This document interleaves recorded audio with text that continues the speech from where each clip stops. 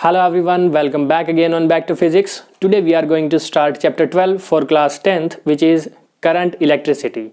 And this is the very basic introductory part of this chapter. So let us start this chapter without wasting our time.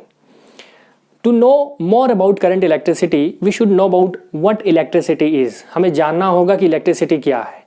Electricity is nothing but it is the flow of electric charge. ये electric charge के flow को हम electricity बोल देते हैं. अब ये electric charge क्या है? इलेक्ट्रिक चार्ज हम इलेक्ट्रॉन्स के फ्लो को बोलते हैं. चार्जेस हम किसको बोल रहे हैं? इलेक्ट्रॉन्स को बोल रहे हैं. So to make a very basic definition of current electricity और electricity, we have already write down two basic definitions, which are the flow of free charges in a conductor constitutes electric current. अगर किसी conductor के अंदर charges flow कर रहे हैं, electrons flow कर रहे हैं, दैट मीन्स उसके अंदर इलेक्ट्रिक करंट है. ठीक है, यहाँ पे हमने एक टर्म यूज की है conductor. Conductor means which conducts electricity, ये कह लीजिए कि विच कंडक्ट्स इलेक्ट्रॉन्स. ठीक है ना. सेकेंड हम लिख सकते हैं rate of flow of electric charge. अब इलेक्ट्रिक चार्ज की बात आ गई है, which is denoted by Q, small Q, per unit time T is called electric current. यानी कि electric current E,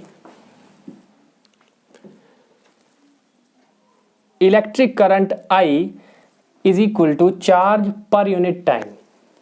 is it okay? Charge is denoted by small Q and time is denoted by small t. So mathematically we can write electric current I is equal to Q upon T, isn't it? Yes. Here Q is charge and Q is also equal to NE. Q NE के equal भी होता है. ये कहाँ से लिया हमने? This is the very basic property of electric charge. हमने यहाँ पे बेसिक प्रॉपर्टी ऑफ चार्ज ली है, which is known as quantization of charge. अभी आप समझेंगे कि ये क्या है और हमने इसको क्यों इंट्रोड्यूस कराया है. Quantization of charge. I will be equal to, Q की वैल्यू हम यहाँ रख देंगे NE अपॉन T. करंट की वैल्यू ये भी हो सकती है और करंट की वैल्यू ये भी हो सकती है. ठीक है. अब हमने ये जो बेसिक प्रॉपर्टी यूज की है, ये क्यों यूज की है? This is the basic property of electric charge which is known as quantization of charge. अब इसको हम समझते हैं कि कैसे ये हमने इंट्रोड्यूस किया है इसको. यहाँ पे n क्या है? n is any integer. n क्या होता है? कोई भी इंटीजर है हमारे पास. Integer value 0 1 2 3 up to so on. q is charge. q यहाँ पे चार्ज है और E क्या है? Charge on one electron. Charge on one electron. अब इसको समझिए जरा. अगर हमें किसी सिस्टम से चार्ज को कलेक्ट करना है तो हम किस क्वांटिटी में उसको कलेक्ट कर सकते हैं, वो ये डिटरमिन करता है. Q is equal to NE. So let us consider n की वैल्यू 1 के लिए. n की वैल्यू 1 के लिए चार्ज कितना होगा? Q will be equal to 1 into E is the charge on electron which is 1.6 into 10 to power minus 19 coulomb. That means ये हो गया 1.6 into 10 to power minus 19 coulomb. ये Q की N की 1 वैल्यू के लिए है. सेकेंड, अगर हम N की 2 वैल्यू के लिए निकालना चाहें, यहाँ पे हम N की जगह 2 रख दें तो 2 into 1.6 into 10 to power minus 19 हो जाएगा. और 1.6 इंटू 2 कितना होता है? 3.2 into 10 to power minus 19 coulomb.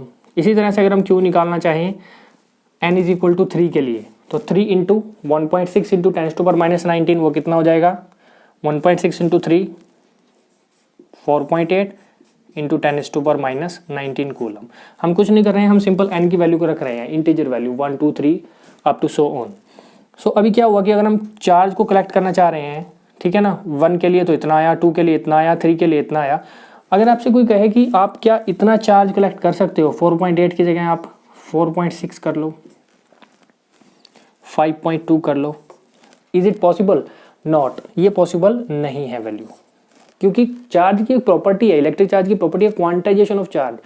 Quantization of charge means वो n की वैल्यू पर डिपेंड करता है कि चार्ज कितना सिस्टम के अंदर होगा या कितना हम उसके कलेक्ट कर सकते हैं, ठीक है ना। तो 4.6 5.2 अवेलेबल नहीं है।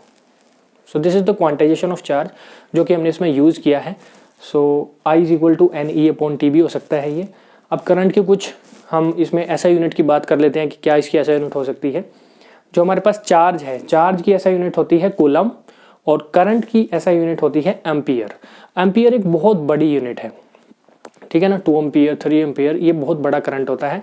इसलिए जो हमारे छोटे डिवाइसेस होते हैं, जितने भी आजकल डिजिटल डिवाइसेस आ रहे हैं, उनके अंदर छोटी यूनिट यूज़ होती है विच इज़ मिली एम्पियर और माइक्रो एम्पियर।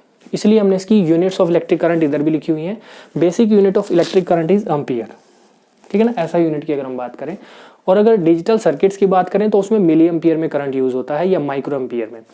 मिली एम्पियर और माइक्रो एम्पियर ये भी 2 यूनिट्स हैं इसकी करंट की ही। 1 मिली एम्पियर होता है 10⁻³ एम्पियर के इक्वल, और 1 माइक्रो एम्पियर होता है 10⁻6 एम्पियर के equal. So these are the smaller units, ये स्मॉलर यूनिट्स हैं इलेक्ट्रिक करंट की। अब अगर बात करें हम कि इलेक्ट्रिक करंट एक स्केलर क्वांटिटी है या एक वेक्टर क्वांटिटी है, हम 2 तरह की क्वांटिटीज़ को जानते हैं। सबसे पहले एक स्केलर हो सकती है, एक वेक्टर हो सकती है। स्केलर क्वांटिटी वो होती है जिसका सिर्फ मैग्नीट्यूड हो, ठीक है ना, which gives only magnitude but no direction.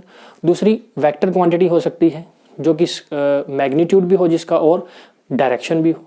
So electric current होनी क्या चाहिए थी, इलेक्ट्रिक करंट एक वेक्टर क्वांटिटी होनी चाहिए थी, बट हमने यहाँ लिख दिया है स्केलर क्वांटिटी,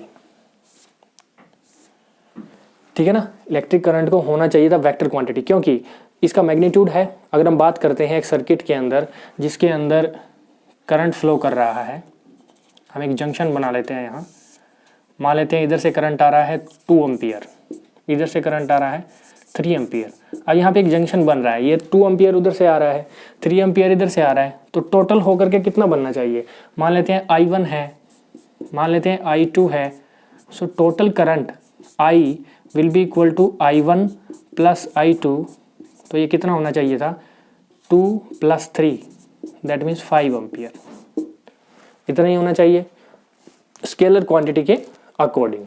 अब देखिए जरा, इसकी डायरेक्शन है, यस डायरेक्शन तो है, और हम इसको ऐड कर सकते हैं ऐसे कि 2 एम्पियर प्लस 3 एम्पियर, ठीक है ना।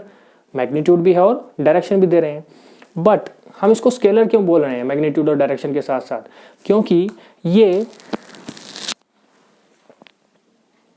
Parallelogram law of vector addition जैसे होती है, बिकॉज वेक्टर एडिशन के जो लॉज है ना, ये उसको फॉलो नहीं करता।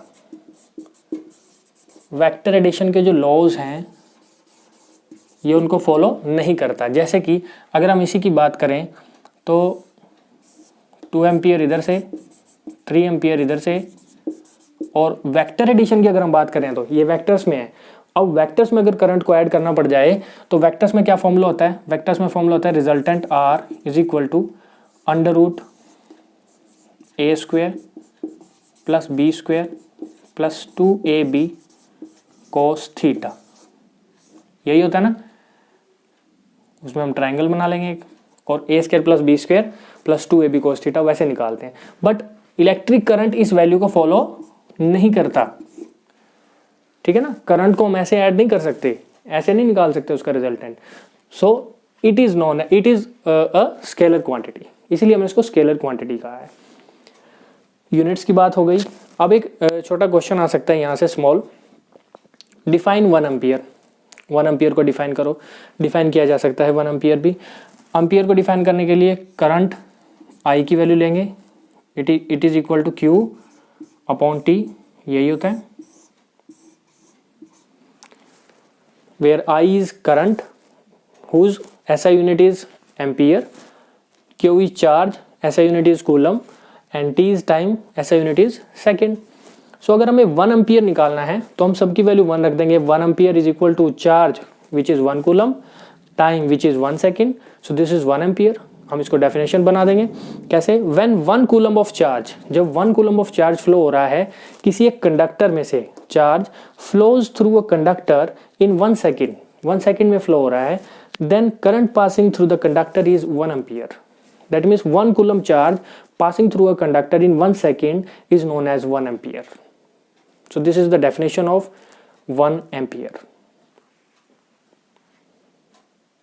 Now it's time to solve some numericals based on electric charge and what we have studied about electric charge and electric current. So basic formula जो हमने अभी पढ़ा है इलेक्ट्रिक करंट का, that is I is equal to Q upon T, है ना. एक तो ये पढ़ा है, Q को हम चार्ज बोल रहे हैं, इसको हम स्मॉल q से भी डिनोट करते हैं. स्मॉल q से कर लो या कैपिटल Q से कर लो, एक ही बात है. यहाँ पे हमने एक और चीज़ पढ़ी थी, quantization of charge which is Q is equal to NE. ठीक है ना. ये दो फॉर्मूले हमने अभी पढ़े हैं, इन्हीं बेसिस पे हम न्यूमेरिकल्स को सोल्व करेंगे. अभी देखिए जरा क्वेश्चन आपके सामने है. सबसे पहला क्वेश्चन है the magnitude of charge on electron is 1.6 into 10⁻⁻19 coulomb. How many electrons charge make 1 coulomb. एक इलेक्ट्रॉन के ऊपर चार्ज इतना है, 1 कूलम के अंदर कितना चार्ज होगा, कितने मतलब 1 कूलम चार्ज कितने इलेक्ट्रॉन्स बनाएंगे. नंबर ऑफ इलेक्ट्रॉन्स कैलकुलेट करने हैं. हमें गिवन है इलेक्ट्रॉन के ऊपर चार्ज 1.6 इंटू 10⁻19 कूलम है और टोटल चार्ज है 1 कूलम और नंबर ऑफ इलेक्ट्रॉन्स हमें फाइंड आउट करने हैं, n की वैल्यू निकालनी है. सो हमारे पास ये बेसिक फॉर्मूला है Q is equal to NE. This is the quantization of charge. So we will use this, हम इसको यूज करेंगे. हमें क्या निकालना है, n को हम बाहर निकाल लेंगे. n इज इक्वल टू कितना हो जाएगा, Q upon E. Q upon E हो जाएगा. Q कितना है, charge is 1 coulomb upon E कितना है 1.6 इंटू 10⁻⁻19 कूलम. इतना समझ में आया. अब क्या करेंगे हम, ये 10⁻19 ऊपर चला जाएगा, नीचे इसका मैग्नीट्यूड माइनस में है, ऊपर जाके प्लस का हो जाएगा 19 और अपॉन में पड़ा हुआ है 1.6. पॉइंट हटा देंगे और एक जीरो ऊपर चला जाएगा, डेसिमल हमने हटा दिया है. अब क्या करेंगे, 10⁻+19 बन गया ये ऊपर जा करके. अब क्या करेंगे, ये 10 16 से छोटा है तो इधर से एक 10 बोरो कर लेंगे. 10⁻18 इंटू 100 अपॉन 16. ठीक है ना, हमने एक 10 को बोरो कर लिया इधर. अब इसको कट कर देंगे जितना पॉसिबल हो सके. इधर थोड़ा इधर कर देते हैं हम. 10⁻18 इंटू 100 अपॉन 16 कट कर देंगे. 2 8 जा 16, 2 50 जा 100, 2 4 जा 8, 2 25 जा 50, 2 2 जा 4 and this will be 12.5, 2 1 जा 2, 2 6 जा 12, 6.25. so this will be कितना आ जाएगा, 6.25 इंटू 10⁻18 कूलम. नहीं, नंबर ऑफ इलेक्ट्रॉन्स कैलकुलेट कर रहे हैं, नोट चार्ज. तो इतने नंबर ऑफ इलेक्ट्रॉन्स होंगे. ठीक है.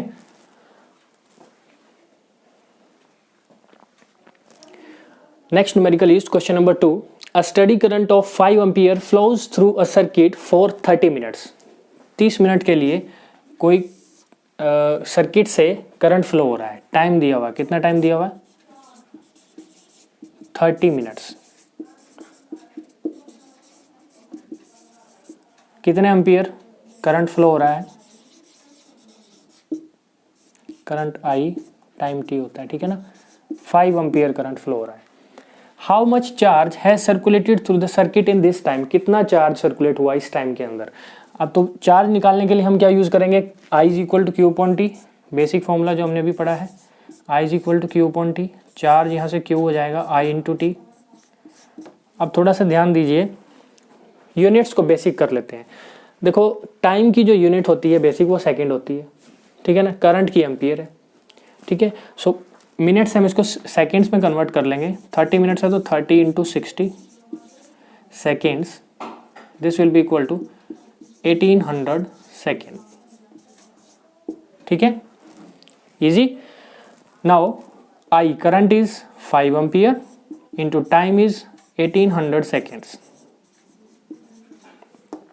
18 5 जा 90 coulomb.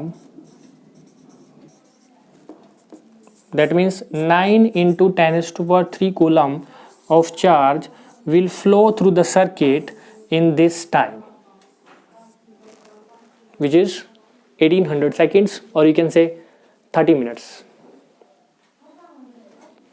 Next question is question number 3, which is written on the board. A current of 0.5 ampere is drawn by a filament of electric bulb for 10 minutes. Find the amount of electric charge that flows through the circuit.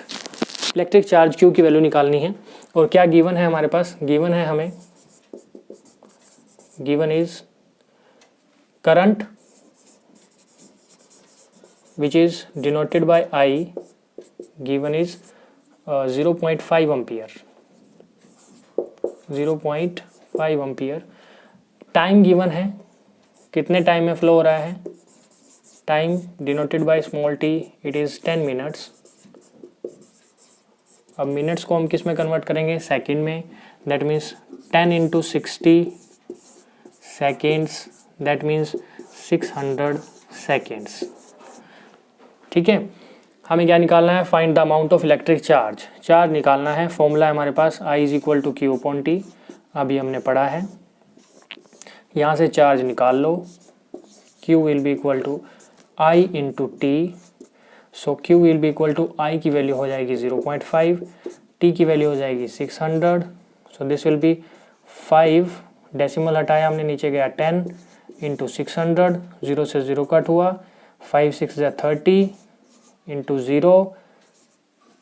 Charge निकाल रहे हैं, so this is coulomb,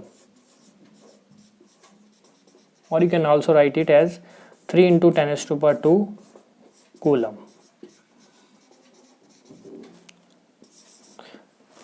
ठीक है, this is the required amount of electric charge.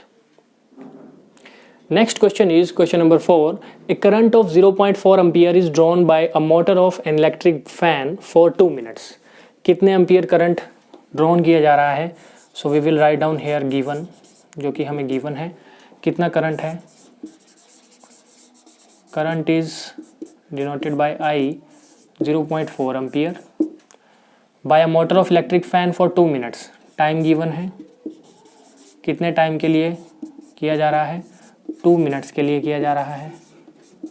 ठीक है ना, 2 minutes हैं तो हम इसको सेकेंड में कन्वर्ट कर लेंगे. 2 इंटू 60 दैट मीन्स 120 सेकेंड्स. ठीक है, क्या निकालने को कह रहा है, the amount of electric charge. Similar to question number 3, जो मैंने क्वेश्चन नंबर 3 में यूज़ किया है, चार्ज निकालने के लिए फॉर्मूला वही यूज़ करने को कह रहा है. Q इज इक्वल टू, क्या यूज़ किया है, I into T, I into T. That means I की वैल्यू है 0.4 इंटू टाइम है हमारे पास 120. डॉट हटाएंगे तो ये बन जाएगा 4/10 इंटू 120, 0 से 0 कट जाएगा, 12 4 जा 48 कूलम.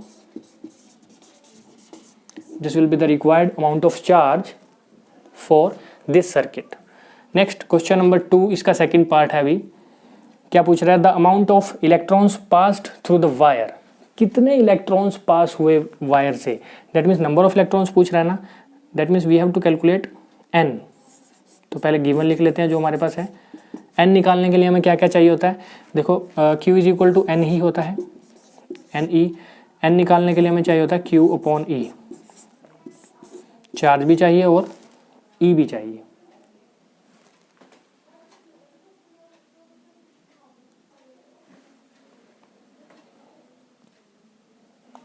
सो n की वैल्यू हम ऐसे निकाल सकते हैं, n is equal to Q upon E. So given हमें क्या है, एक तो चार्ज चाहिएगा हमें, चार्ज हमें गिवन है, हमने कैलकुलेट कर लिया है. Q is equal to 48 coulomb, और E the value of electric charge. किसी एक इलेक्ट्रॉन पे अगर हमें नॉन है ये वैल्यू, 1.6 इंटू 10⁻⁻19 कूलम होती है. ठीक है ना, E की वैल्यू इतनी होती है क्योंकि वैल्यू हमने कैलकुलेट की है. सो n निकल सकता है, n will be equal to, it will be कितना हो जाएगा, Q अपॉन E. Q कितना है 48 अपॉन E कितना है 1.6 इंटू 10⁻⁻19. ठीक है, -19 नीचे है, ऊपर जाके क्या बन जाएगा, 48 अपॉन 1.6 इंटू 10⁻+19. ठीक है, +19 बन गया. यहाँ से हम डेसिमल को हटाएंगे, डेसिमल हटाया तो 0 ऊपर चली जाएगी, 10⁻19 है तो क्या बन जाएगा, 48 इंटू 10⁻20. ठीक है, अपॉन 16, 16 3 जा 48 होते हैं. That means 3 into 10⁻20 is the value of number of electrons for this one.